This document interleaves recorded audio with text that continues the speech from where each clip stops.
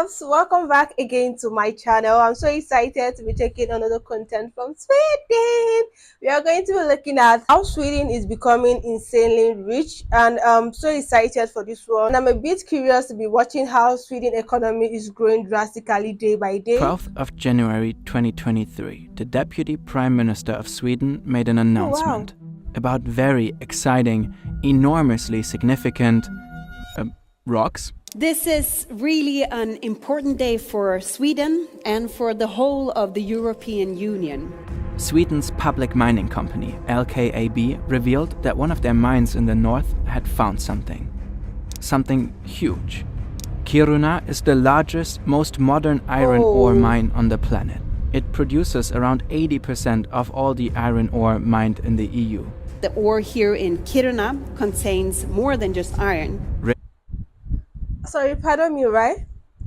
Seeing a female deputy prime minister in a government power, I'm sorry, it's actually like wow, because we rarely see that here, like female in politics, like actually doing the job so well. I know we've had a number of them, but not as much as the men in politics like this, because I know Sweden do not and Sweden, when it comes to sex, it does not really matter. Yeah.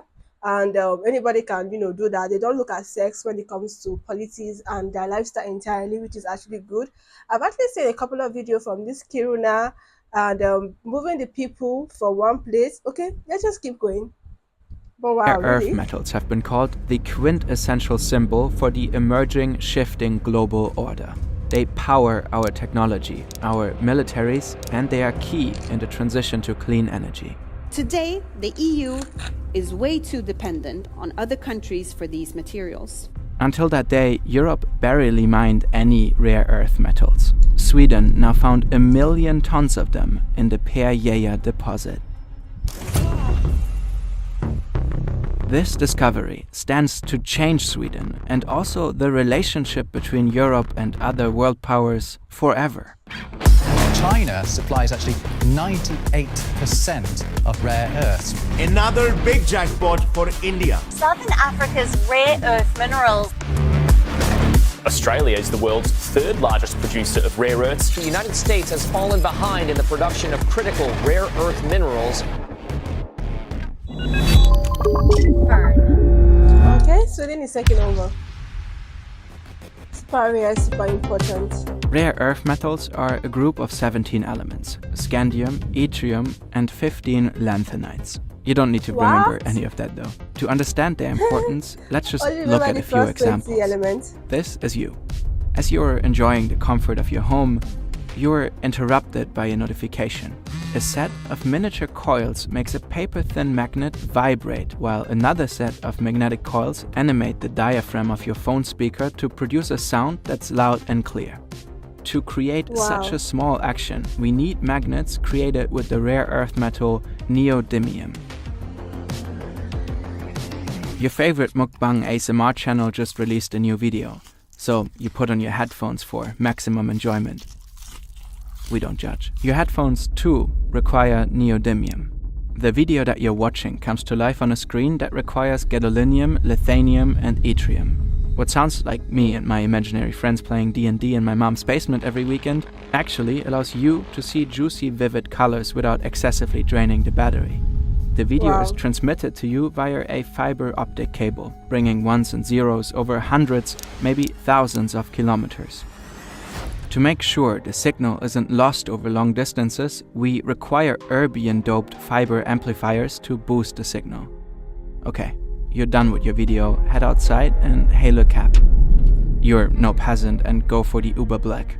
Its engine requires neodymium magnets to convert electricity into motion. The battery of the taxi has partially been charged by wind turbines or maybe even nuclear energy. The wind turbines require powerful magnets to convert motion into electricity using almost a full metric ton of, you guessed it, good old neodymium. Also around 180 kilograms of dysprosium. The reactor's control rods are laced with europium. The taxi goes to the airport where you board an aircraft that will take you straight to Ibiza. Super Snake made you go. Parts of the aircraft's body are made from aluminium scandium alloy.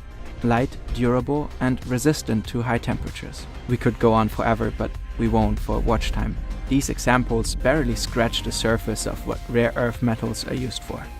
But it should be clear, they are indispensable for our modern applications, our modern lives.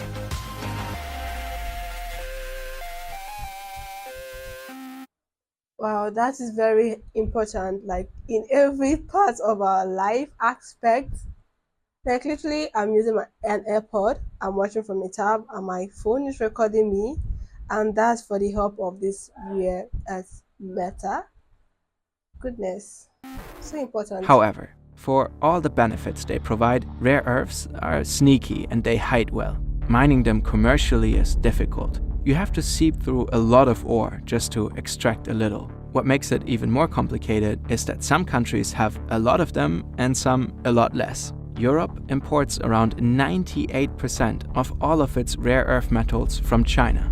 Even europium, which is used for anti-counterfeit watermarks on euro bills, comes entirely from China. All that is an enormous problem and the main reason PERYEA is such a big deal.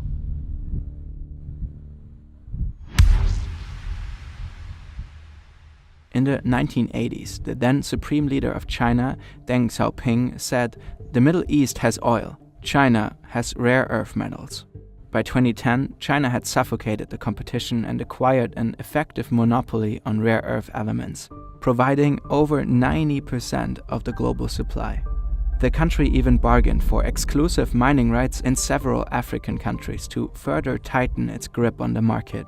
This is severely oversimplified, but often it kinda maybe went like this. "Ah, that's a sweet little mine you got there. I see your city lacks it." I was definitely thinking of Congo when he talked about the importance of his phone, AirPod, and the likes of them. Congo came to mind, but I was like, okay, let me go further and see how this video proceeds. And yeah, we currently know what is going on in Congo right now due to this I think due to this element there, because the people are currently, should I go in details? I guess we all know. But yeah. Train station. Also, that harbor looks kinda rusty. How about we help you out there free of charge and you just give us those weird rocks? This way, China got to control even more of the world's rare earth stock. Extracting rare earth metals can be difficult. It requires a lot of resources and is often very polluting. They can come with trace amounts of radioactive thorium and radium. You need these open air pools to separate the elements when you take them out of the earth. But that process can produce mountains of mildly radioactive waste. For example, here you have the Baogang Steel and Rare Earth Complex in Baotou, Inner Mongolia. Next to it, you can find a spectacular man-made lake. For decades, it has been used for rare earth tailings. Since then, it continuously contaminated the groundwater, with brutal consequences. There are numerous so-called cancer villages in the area. Today, most of the homes are abandoned. By practicing lenient, non-existent environmental policies, China was able to keep prices low enough to annihilate most of their competition. For decades, the country provided the world with a cheap and plentiful supply. In 2021, it controlled 2/3 of all mining, 85% of all refining, 90% of all extracted metal, and 93% of all magnets. But that monopoly also gave the country great political power. Since the late 2000s, China's export policies caused several massive price swings on the rare earth market. Some countries accused China of using rare earth exports as a political weapon.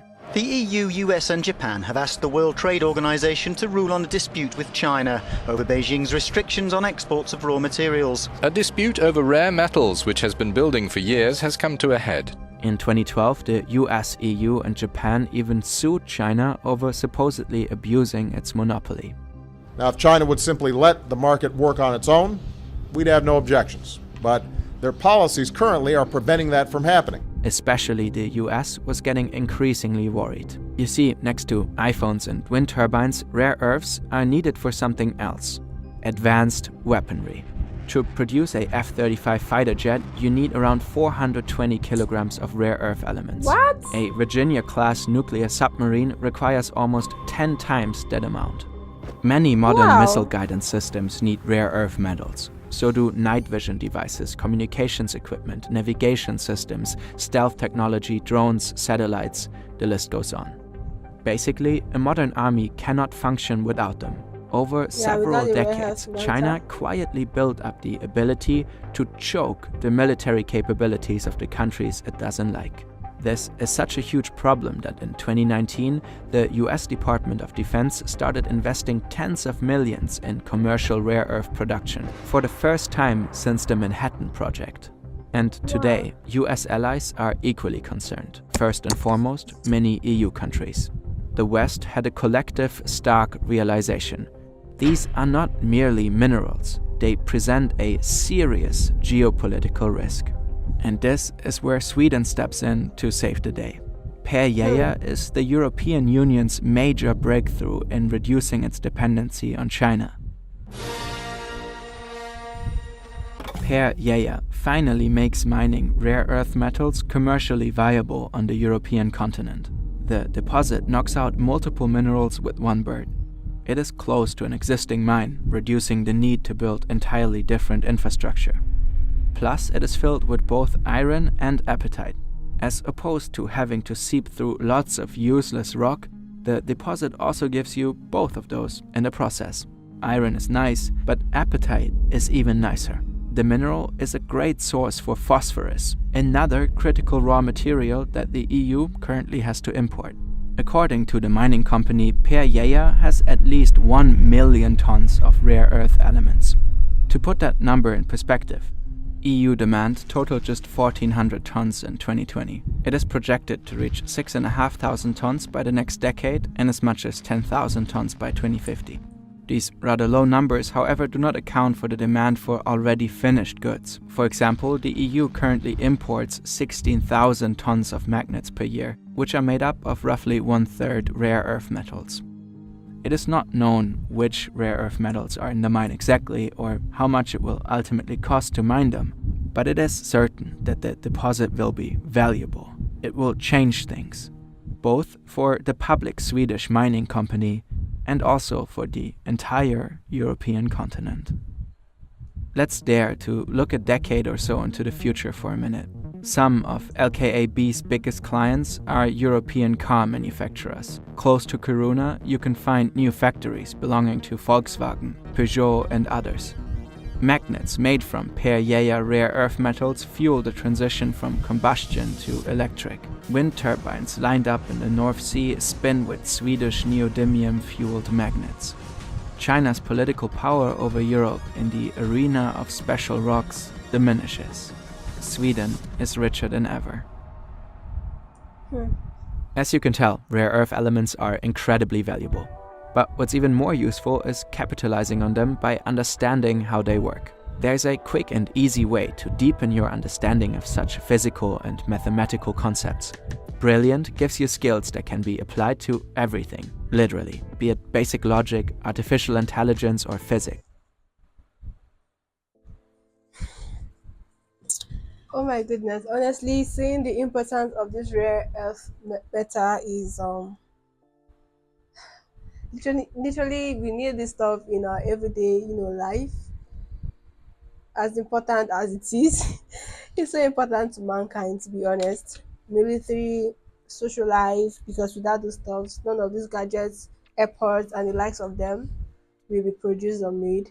And seeing China, because there's this news, I think I've forgotten the headline of it, but it's actually a call for cry for the people of Congo, because Congo is actually fortified with this mineral resource, and right now they are going through hell in the sense that their government is actually subjecting the citizen there to forced labor without good compensation at the end of the day. And it's so bad to even look at it, because these people has the resources that the entire world need, and yet our citizen is going through tedious time, like going through a whole lot of bad occurrence, and it's actually not good. So that aside, so yeah, coming back to the video, I did a reaction to Kiruna. The people were actually complaining they have been moving them. I think based on the mining industry there, they've been moving them from their settlement, like their original land, to other places within the community, and they keep pushing and moving them forward, and and all of that, and seeing why they are moving those people based on this earth metal, and this earth metal actually has a lot of positivity or positive things to add to their own economy, like to the economy of the country. And you guys, I love what in the case of Sweden and Congo, right? I know these two communities of people with these things. In the case of Sweden, right, is the Kiruna community, them being moved by the government, and at the same time, mind you, the government is making reservation for these people to move into. But in the case of Congo, right, there's no reservation for them. They're actually using them into forced labor. I know this video is not meant to go in this light, but I was just thinking about it all through the video, the importance of this meta. And the discovery of this meta in Sweden is actually a good thing for the European nation, and it's just a good thing entirely. Let me know what you think about this video in the comment section. Please do not forget to like, subscribe. Feel free to use the Buy Me Coffee link below. That's one way you can support me, and I'm also very active on Patreon. This channel has a membership platform as well, guys. Love you guys. See you on my next one. Bye.